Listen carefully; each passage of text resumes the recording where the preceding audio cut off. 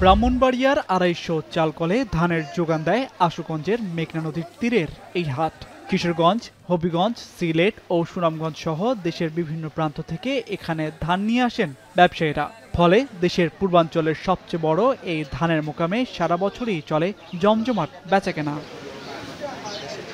চলতি বড় মৌসুমে সোয়া ১২,০০০ টন ধান, ৫৫,০০০ টন সিদ্ধ এবং প্রায় ৬,০০০ টন আতপ চাল সংগ্রহের লক্ষ্যমাত্রা নির্ধারণ করে খাদ্য বিভাগ। গেল ৭ মে থেকে কৃষকদের কাছ থেকে ধান এবং চালকল মালিকদের কাছ থেকে সিদ্ধ ও আতপ চাল সংগ্রহের কার্যক্রম শুরু হয়, যা চলবে আগামী ৩১ আগস্ট পর্যন্ত। জুলাই পর্যন্ত ধান সংগ্রহ হয়েছে ৯২%-এরও বেশি, আর সিদ্ধ চাল প্রায় ৭৫% এবং আতপ চাল সংগ্রহ হয়েছে প্রায় ৬৪%। এবার নির্ধারিত সময়ের আগেই ধান চাল সংগ্রহের লক্ষ্যমাত্রা পূরণের দাবি খাদ্য বিভাগের।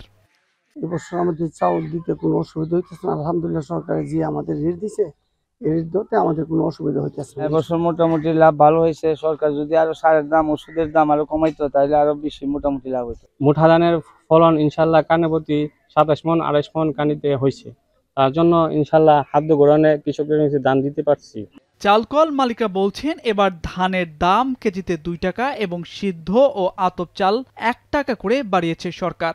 এতে গুদামে ধান চাল দিয়ে লাভবান হচ্ছেন কৃষক ও চালকল মালিকরা। চুক্তির সব চাল সরবরাহের পর অতিরিক্ত বরাদ্দের চালও নির্ধারিত সময়ের মধ্যে গুদামে দিতে পারবেন বলে আশা তাদের। বিশেষ করে মোটা যে চালটা, আমরা যে চালটা সাধারণত সরকারকে দেই, এই চালটা খুবই ভালো উৎপাদন হয়েছে। সেই জন্য বাজারের এটার দামটাও ছিল মোটামুটি নিয়ন্ত্রণের ভিতরে। এই জন্য আমরা এই বছর আলহামদুলিল্লাহ চালটা খুব দ্রুত সরকারকে দিতে পারছি।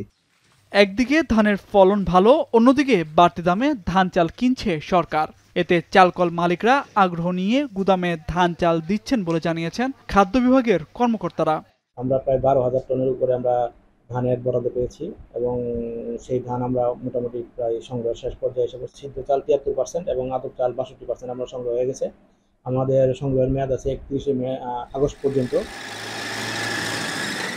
ধানের মোকাম এবং চালকল বেশি হওয়ায় সরকার প্রতি মৌসুমে চট্টগ্রাম বিভাগের মধ্যে সবচেয়ে বেশি ধান চাল সংগ্রহ করে ব্রাহ্মণবাড়িয়া থেকে।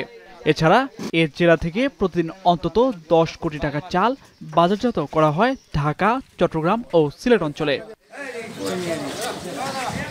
এখন ব্রাহ্মণবাড়িয়া।